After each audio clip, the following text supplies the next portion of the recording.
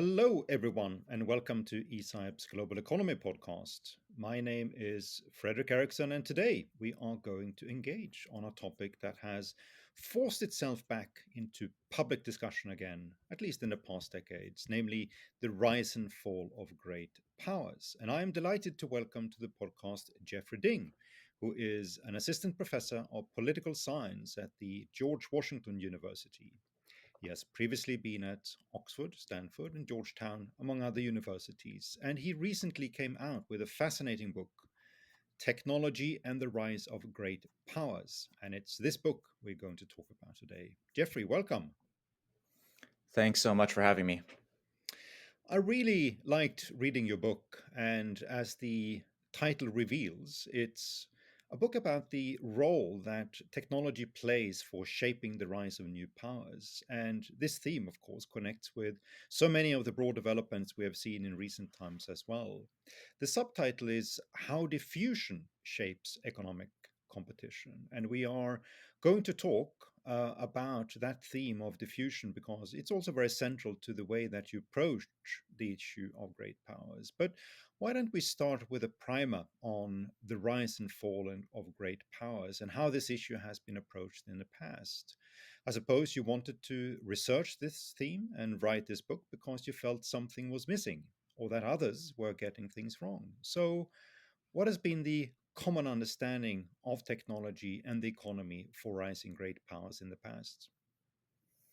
Yeah, you're exactly right, Frederick. I started out researching these past historical cases uh, because I wanted to see if they could offer any lessons for great power competition in artificial intelligence and other emerging technologies today.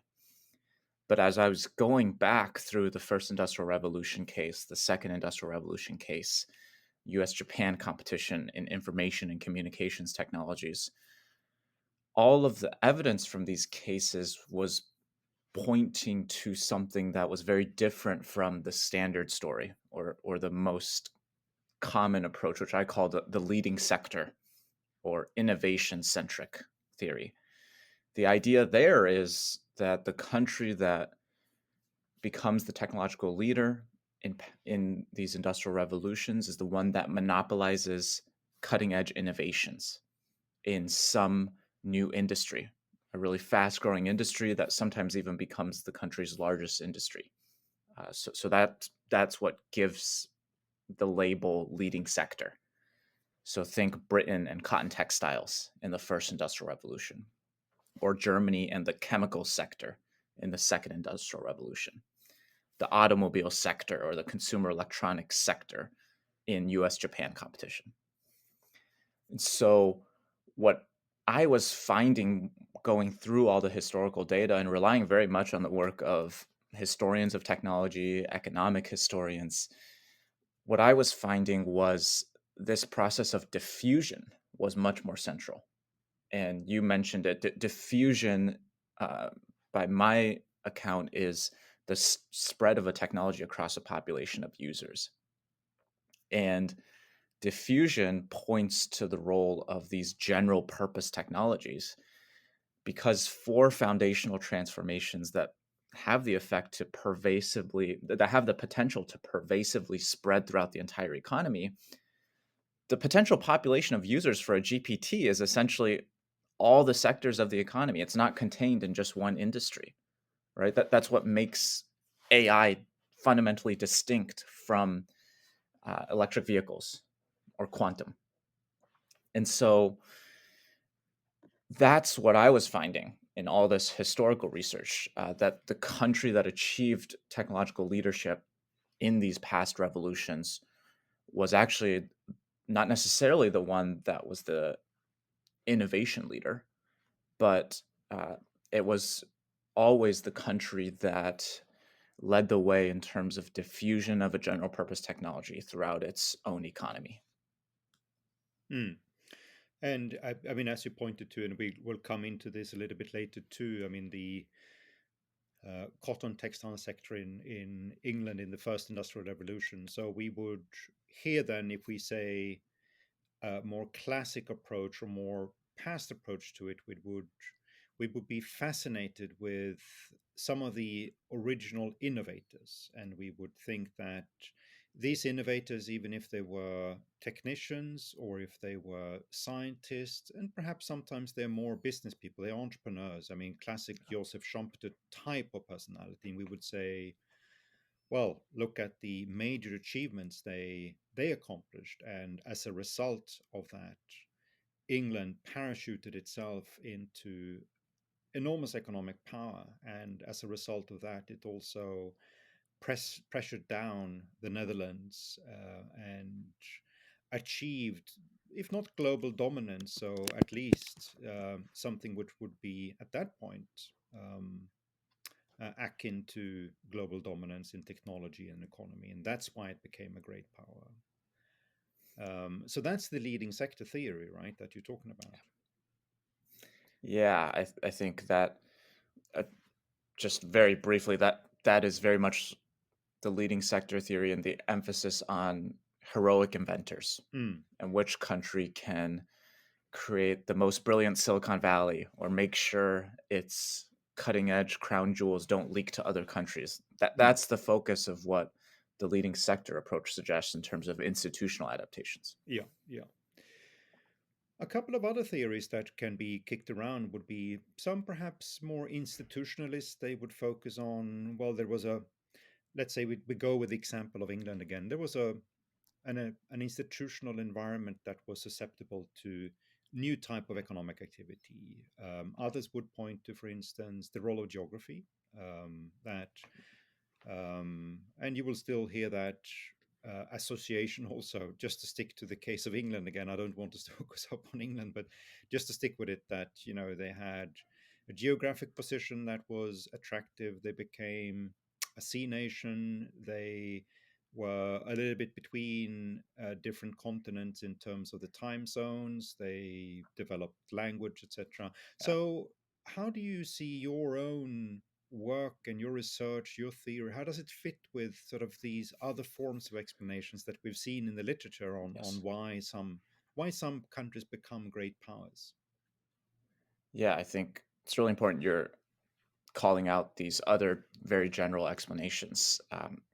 The I think it's we should be precise here in terms of this book is not claiming to be the end all be all overarching explanation for why Britain became a great power. It's trying to ask and explain a much more narrow question, which is if technology played the driving role in Britain's rise, how did the technological advances of the first industrial revolution actually enable Britain to gain leadership? And so, specifically, how did it enable Britain to become the economic leader in terms of productivity and economic efficiency, surpassing its other industrial rivals at that time, France and the Netherlands?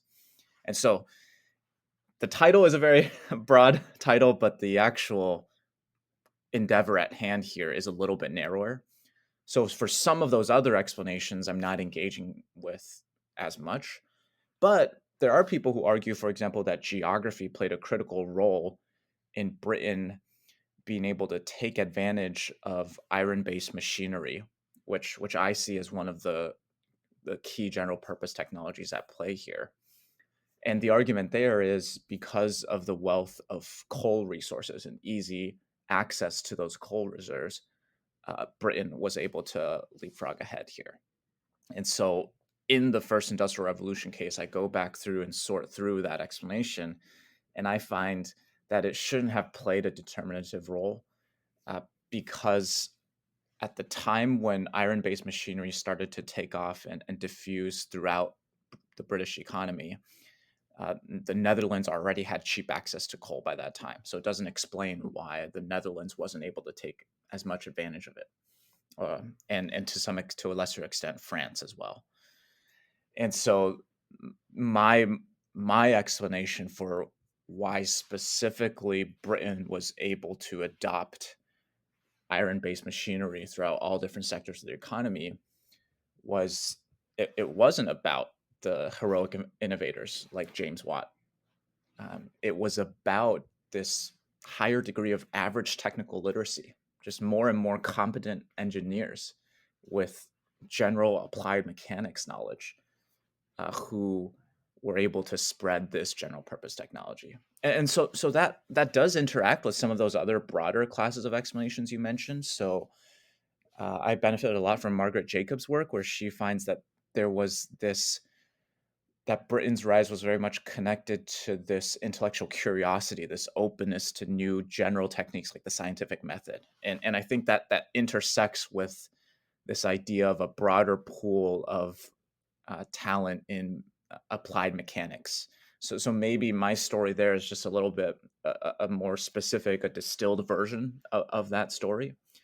But for some of the other broader explanations, they might not be tackling my specific question Mm, of how does this technological revolution lead to this economic growth differential between Britain and the Netherlands and France. mm. And in that context, it is of course important to note that, well, if we take a very long sweep of history, you can make the argument that technology always has played a role in terms of generating um, uh, nations or regions that become economically powerful and that can use that power in order to achieve sometimes economic and sometimes non-economic objectives. And we can go back to Rome, at least, in order to sort of track that story. But what's important is, and I think you make this observation in the book as well, which is that the Industrial Revolution basically accelerates the role or re-emphasizes the role of technology when it comes to global competition. And suddenly we begin to enter into a world when many of the other factors that historians or others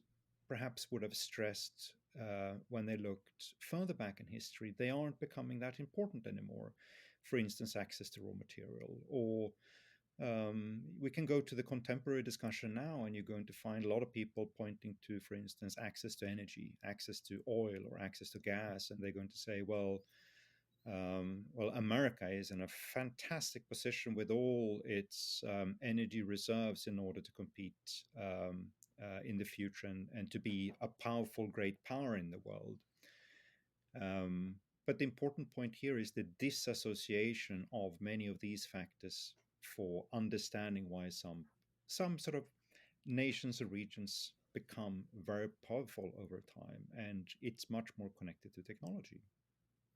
Yeah, you're exactly right. And that was one of the decisions I was making in terms of how far back in history should I go? Should I look at the Portugal's rise and fall, or the Dutch's rise and fall, even before the first industrial revolution?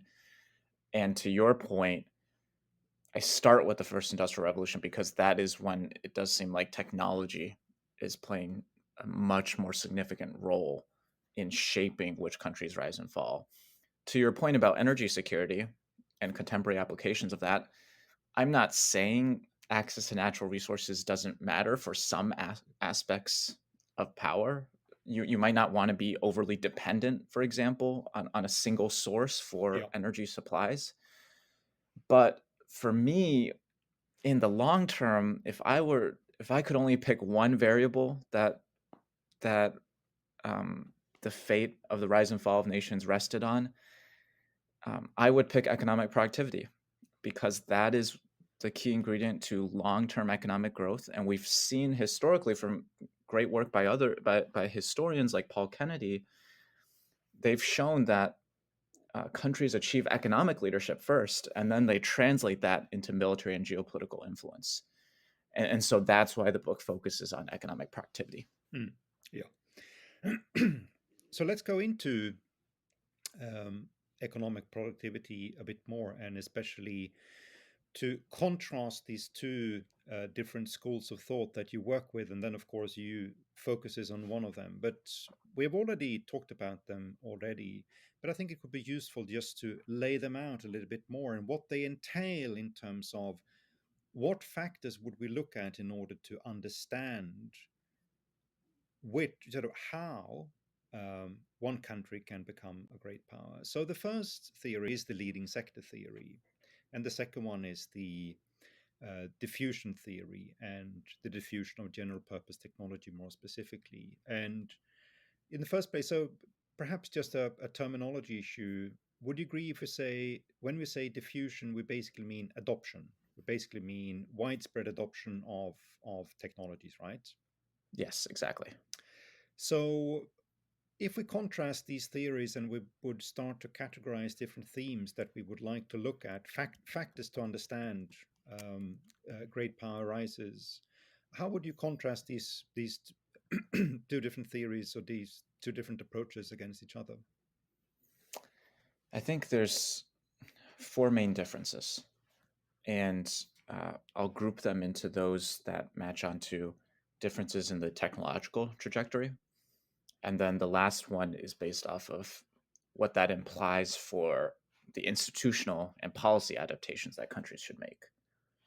And so the three differences on the technological trajectory side and the pathway side between leading sectors and my GPT diffusion theory is first the time frame when these technologies make their impact on the economy. And for leading sectors, it's these fast growing industries that have almost near immediate impacts on shaping which country rises and which country falls. And for general purpose technologies, we know they take a really long time to work their way throughout the economy because every single application sector has to develop some complementary innovations and reshift processes to adapt to this new industry. Right, the AI industry itself doesn't matter unless it gets the construction industry, the education industry to shift their practices and actually integrate AI. Same thing with electricity, same thing with the steam engine. And so that process takes time. So we know from these past examples of GPTs, sometimes that process of diffusion um, into economy-wide productivity boosts takes 4 decades. That was the case with the electric dynamo and the US's benefits from wide-scale electrification. Hmm. Just a question there, Jeff. So, has that period shrunk over time? Meaning, did it take longer time for these general purpose technologies to spread widely historically, and it goes faster now, do you think? I think it has shrunk a little bit. Nicholas Crafts has done some research on this point, but even with the computer, everyone assumed, oh, now we're in the information age. Things are going to spread very quickly. You don't need to build a lot of new infrastructure to enable the spread of computerization. But still, there was Solo's productivity paradox. You see the computer everywhere except in the productivity statistics. Hmm. And it took decades for information and communications technologies to eventually make their mark. And Hmm. it's a big flashpoint now with AI, right? That's one of the points of pushback that people tell me is, can we really take so much from the lessons of history if technology spreads so fast nowadays? Hmm. Um, but I think there's still lessons to be gained here. Yeah, no, I agree with you, and I'm just going to labor on this point a little bit more, and then you can get back to the explanation that you No, started. please. So, I think there is many people that are sort of pretty flippant about the time issue that you're talking about. I mean, you sometimes see memes coming out today to say, well, Instagram managed to do in 1 year what Christianity took 6 centuries to achieve in terms of having X adherents or X subscribers or whatever it is. And of course, it's easy to say because getting a social media app or something else, it's basically cost free. It doesn't really commit you to do anything.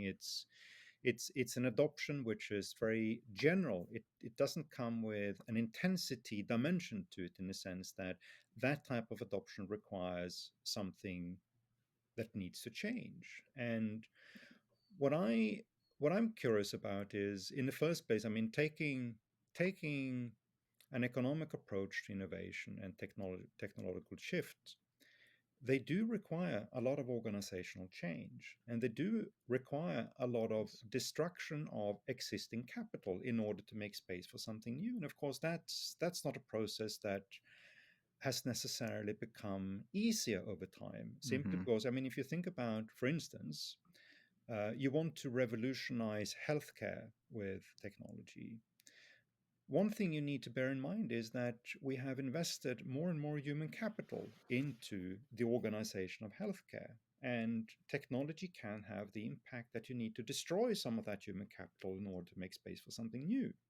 Right. So, if human capital is one of the production factors that become more important when you add more technology to something or when you are in a technological shift, it doesn't necessarily. So, it may even be the result that this period is going to take a longer time. And Yep.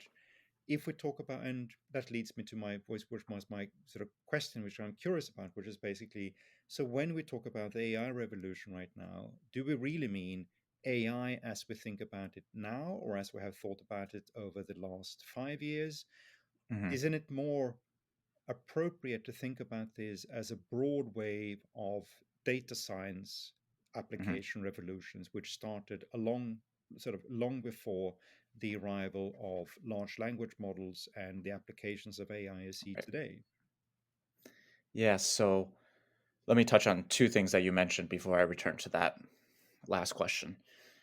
Uh, I completely agree that when it comes to adoption, we throw around really flimsy statistics today. I don't. It's very important to separate out the costless adoption examples you mentioned from, and I like this word you use, the intensive adoption that you'd need for a GPT. And so it's not enough for one employee at a company to play around with ChatGPT, or businesses to say, hey, we're going to adopt AI, or Chinese hospitals to say, hey, look, we've integrated DeepSeek, when it's really just a publicity stunt. And so that intensive adoption does take organizational change. It takes human capital upgrading. It is this. It sometimes requires getting rid of vested interest and established interest. The organizational change. I'll give an example from electricity. Uh, you had less intensive adoption of electricity in factories in the U.S. When you shifted away from this central shaft and belt system where you had a central steam engine and all the different machines in the factory were powered by a system of shafts and belts. Initially, electricity was adopted through something called a group drive system, where now you have different generators and different electric dynamos, and they're powering groups of machines instead of just one centrally based system. But electrification didn't become intensively adopted in factories until they figured out, no, we need to completely restructure the organizational layout to be a very decentralized one in which each individual machine now can be powered by electricity. Uh, and so that was known as the unit drive system. And so these are organizational changes that take time and take work, take trial and error to come to fruition. On your specific question, where do we date the start of this general purpose technology of artificial intelligence? You could go back to the 1960s statistical approaches to artificial intelligence. In the book, I date it to 2012 with the AlexNet submission to Stanford's ImageNet competition that proved this approach of deep learning um, was going to outperform these past approaches, these older versions of AI. And so with that submission, it really kicked off this whole paradigm of deep learning, on top of which all these new breakthroughs in AI are being built. And so that's where I date it. And so by that account, it's already been a decade and a half almost um, since this new paradigm was incubated. And so, if historical trends hold up, for my purposes, I don't see AI making a huge impact on economic productivity, even in the earliest adopting country, before 2030. Hmm. Very good. So let us go back to where I interrupted you, Jeff. So you were talking about the four dimensions that you prefer to look at when Yeah. you contrast the diffusion theory with the leading sector theory. And the first category we discussed was time. So the other three, what are they? Yes. So impact time frame is first. Second is the phase of technological change that um, that determines relative advantage. And so for leading sector theory, that phase is innovation. Which country can have the frontier firm or the frontier university or that heroic inventor that generates this new breakthrough or that first commercializes a new product or process innovation. On the other side, GPT diffusion theory says it's about that phase of diffusion, the phase in which a technology spreads across a population of users. There, it's more about which country is the leader in has that comparative advantage in diffusing the general purpose technology across its entire economy. Third phase is the breadth of economic growth and technological change. Is that concentrated in just one or two great sectors, the leading sectors? Or if it is a general purpose technology at work, we should see broad based technological change and broad based productivity growth, not just concentrated in a few sectors. And so those three show a very different technological pathway for the GPT diffusion story versus the conventional story. Hmm. And once you have a sense of how these technology pathways differ, that's going to suggest very different institutional factors that are going to be the most salient for countries trying to compete in these industrial revolutions. Hmm. And so we could talk about a wide set of institutional adaptations. Just for the purposes of the argument in the book, I focus on skill formation institutions, just in part because I think human capital permeates every other institutional aspect and is one of the biggest bottlenecks to technology adoption. And so in the leading sector theory, it's about, can you cultivate the best and the brightest and deepen this pool of talents, protect those inventions coming out of the heroic innovators from leaking out.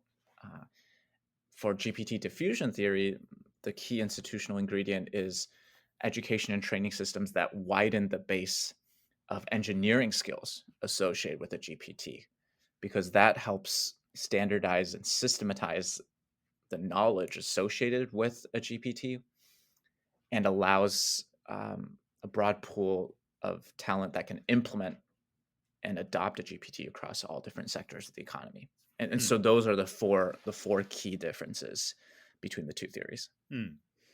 If we take a historical example, then, and we've already covered one historical example that you go into the book, which is first industrial revolution in England. But let's talk about Germany and United States, because that's another um, epoch, and we're now sort of in a second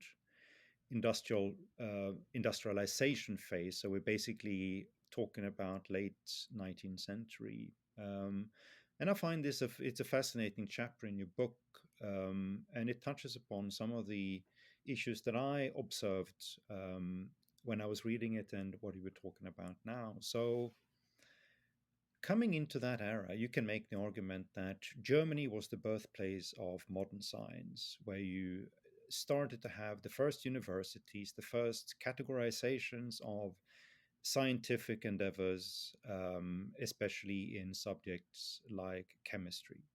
Um, so Germany becomes this hotbed of university-based talents with lots of. I mean, these are some of the names that everyone is going to recognize if we would talk about them that come out of Germany. But and of course there is economic and firm specific examples that speak to that nature as well for Germany. But you make the argument in the book that, well, that may be true, but hang on here. We shouldn't put too much emphasis on that particular fact, and we need to understand that something else was happening in America with a connection to chemistry, but it's with different forms of applications that came from it, and that became much more powerful in understanding how do you use this particular science in order to have um, a more widespread impact on the economy. So, can you sort of walk through that particular episode and talk Yeah. about it?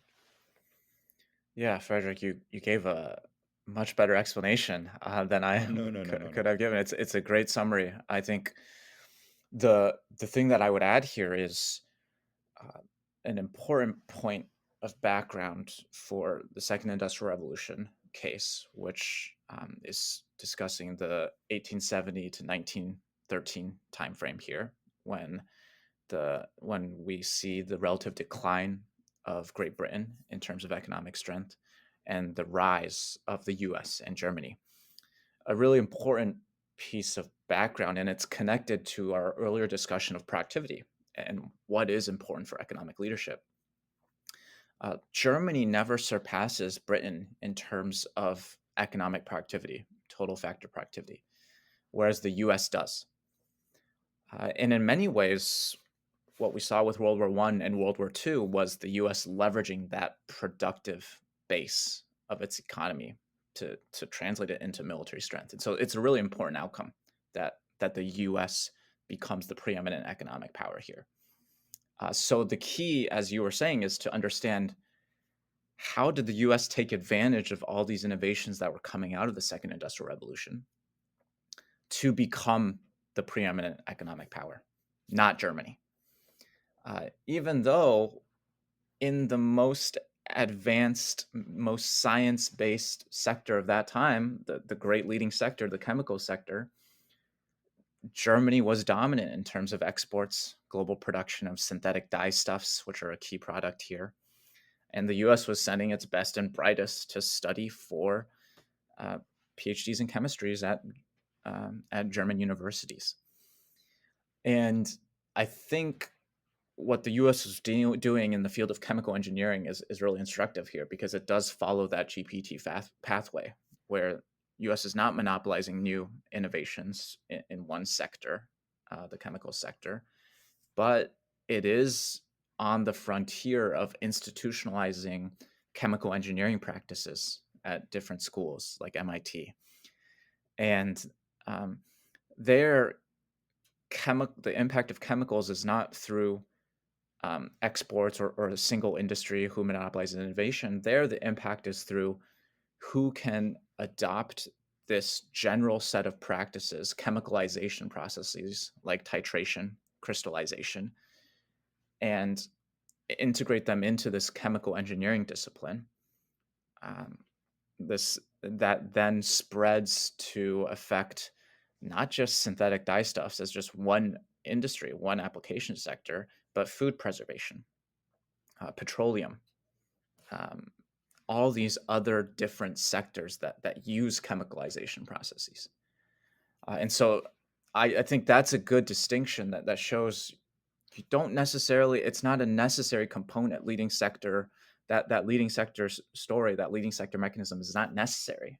It wasn't necessary in the US case in terms of uh, rising to economic leadership. It was the GPT diffusion mechanism that was more at work here. Mm, indeed. Um, Taking that parallel into more modern times, then, and uh, going to sort of give one supporting example, and then I'm going to play a little bit of devil's advocate when we think about where we are right now in a technological cycle. So the supporting part of it would be if um, we think about some some things that have changed compared, for instance, to late 19th century and the second industrialization phase that you just talked about, is of course cross-border connectivity right now. So Yeah. if we talk about the ideas economy, the generation of ideas, I mean the cost of creating new ideas may have gone up, but the cost of adopting ideas that others have created have certainly gone down. I mean, the easiness right Mhm. now that you can access lectures, seminars at top universities in the world just online if you actually want to um, be part of a understanding where frontier science is. It's so much easier to do that today. So transaction costs for accessing new ideas have gone down. And I think that's important also when we think about where do we go from here right now, which is that um, leading sectors and thinking through that first category in terms of time frames, that birthplace of different things doesn't really matter that much probably, and sort of it's perhaps even matter much less than it did in the past as well, because it's so easy to copy good ideas right now. It's so easy to transfer skills, transfer organizational knowledge, leadership know-how, management theories for how do you build organizations that can work with new knowledge and with new technology. The the contrasting theory, which or the contrasting idea that you can hear sometimes, and I wonder to what extent you would, and how would you reason around this factor today, is that some people will say, well, that's all true. On the other hand, it's also the case that the human capital intensity with new technology has gone up. So it's not as easy to think about skills formation today as it may have been in previous technological shifts, because um, the degree or the time you need to spend in a school or university in order to have the knowledge required in order to understand what you can do with all this has gone up. It's much higher than it used to be. And that means you're probably going to find a pattern of development where you see more economic activity and also more productivity being generated from university environments. That you will see that there is not necessarily a limitation for the distance it can spread from university, but just significance of places of deep learning, places of high reputation when it comes to deep learning will play an increasing significance. And that significance is also going to be cross-sectoral. So even if you say, well, Silicon Valley or MIT, you have lots of talent, lots of new ideas, lots of new technology that comes out, but it can be applied in many other different sectors, not just tech or pharma or whatever we are talking about. So, how would you reason around that issue when we think about technological shifts today? So, a few things. One is on your first point, which is accelerated globalization. Some might say that makes diffusion maybe not matter so much because ideas just spread so quickly now. And so um, it is still more about who's first and who can protect and marshal all the innovations within their own borders. What was really interesting as I was doing this research is um, the fact that the cross-national studies, especially this Andrews et al. Study, I think it is Andrews, Crisculo, and Gal 2015. They find that yes, there's been a reduction in the gap between um, networks of global multinational firms and frontier firms and universities in all these different countries adopting new innovations. That gap is shrinking. Less time for these innovations to travel across borders. But the gap within each country, the gap between those multinationals or their frontier firms and intensive adoption to the entire economy, that gap has actually only increased um, in recent years.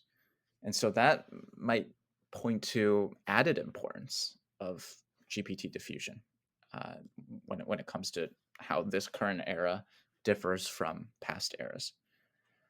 Your point about how education and skill infrastructure is changing throughout time is a really important one. because we've seen in the past, in the first industrial revolution, that skill infrastructure is not in universities. That is sometimes in mechanics institutes. That's sometimes in just like evening lectures held by different societies that are just trying to transmit and share applied mechanics knowledge. In the second industrial revolution, that evolves into these land grant institutions in the US and these emerging schools like Cornell and MIT at that time. But there's also these other technological institutes like Stevens. And so there's still a mix, even though it's becoming more and more formalized. And then in the third industrial revolution and today, as you were saying, we see a lot of this education being formalized in universities, this engineering education.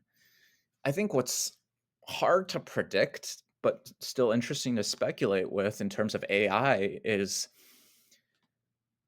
on some level, I do think it will still like universities will play the central role, but the open question is to what extent will there be more lifelong learning that needs to occur, um, and are there alternative pathways to getting that learning through certificate programs sponsored by companies, or to what extent can open source software communities of practice help facilitate that type of learning as well. So those are the questions that are still on the table here. Mm. Let me just take this to the close and trying to bind this together and coming back to great powers. So, I mean, one interpretation then could be that a country who wants to, or a condition for a country that in modern times then would like to rise to great power status or maintain it would be to have networks probably centered around universities that are of very, very high global standing. So they attract talent from across the world and from different sectors, and there is sort of spillovers coming from these environments into the economy. So that's obviously one factor to think about. But if we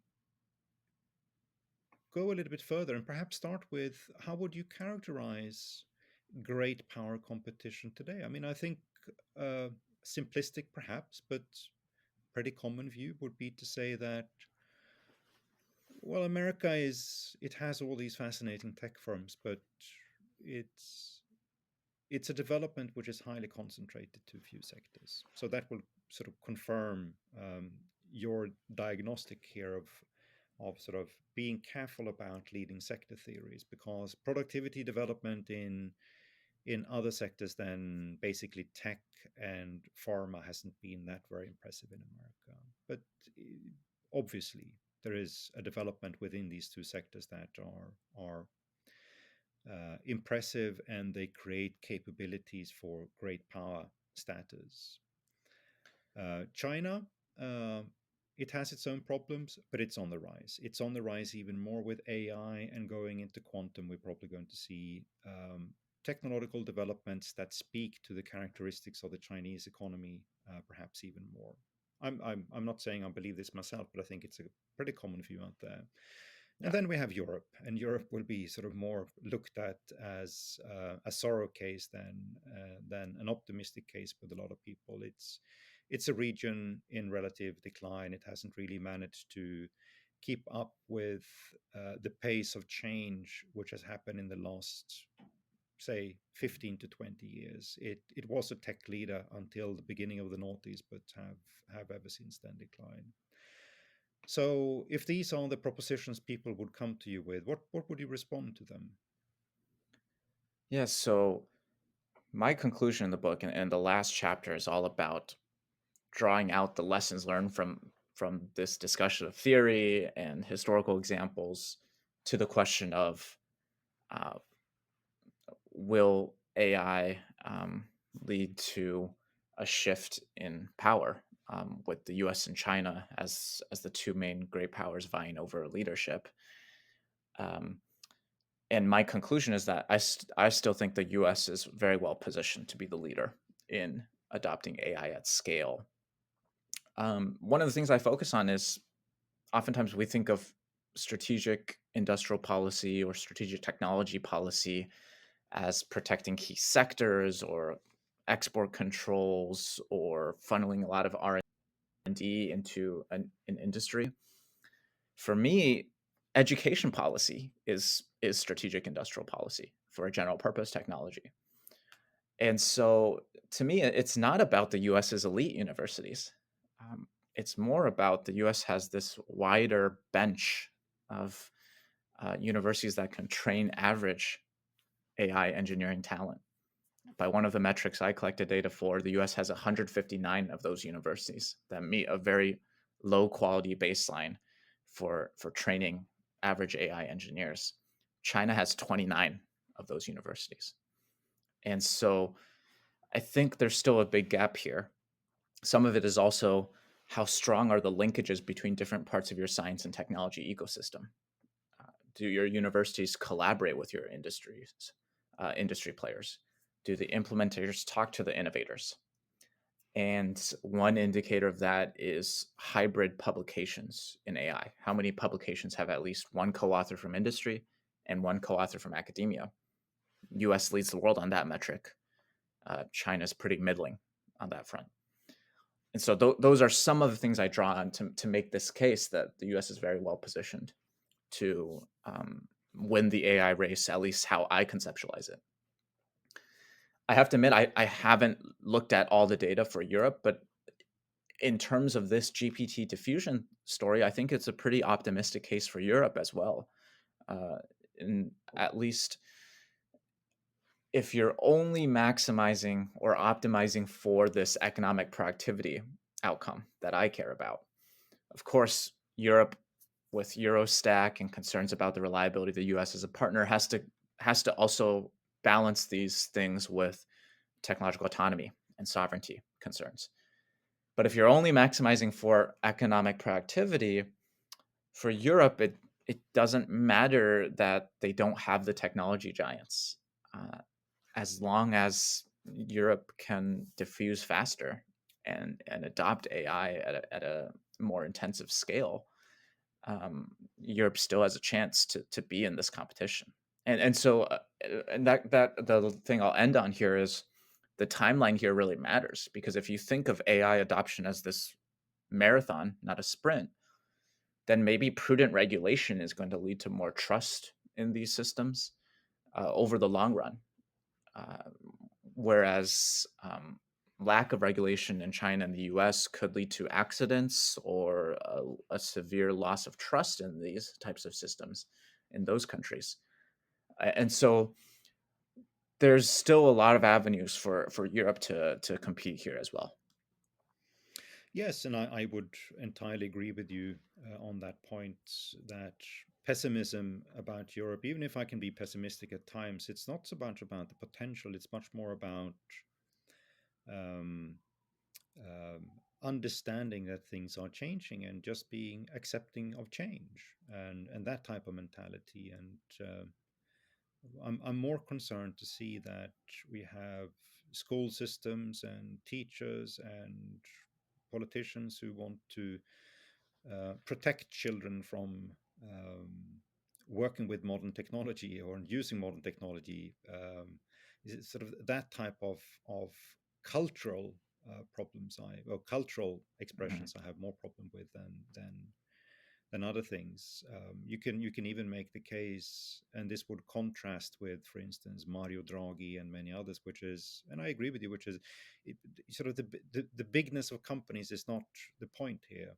It may even be that Europe has a strength in the sense that it has a very decentralized network of companies that are pretty sizable, they're pretty capable, they do invest in R&D, and they can move a lot faster than big companies can do. And if you can Yes. utilize that strength, that can certainly play to your advantage. But Europe, just as America, has that fundamental condition, which I think is basically societies where you can organize around new ideas and you can organize around new technologies. And that is a pretty unique quality when you take a historical view and Hmm. combining cultural, institutional, market issues, social policy issues, just to understand what it entails of actually having an economy where you are skilled at organizing yourself and your the way you produce around ideas. So in that sense, I think optimism is called for as well. Jeffrey, I think we are going to close here. I would have loved to continue talking to you because this was a fascinating conversation and I enjoyed very, very much reading your book. And let me remind listeners that the book is called Technology and the Rise of Great Powers: How Diffusion Shapes Economic Competition by Jeffrey Ding, and it was published by Princeton University Press. Jeffrey, thank you so much for taking the time. Thanks so much for having me on and engaging so deeply with the book.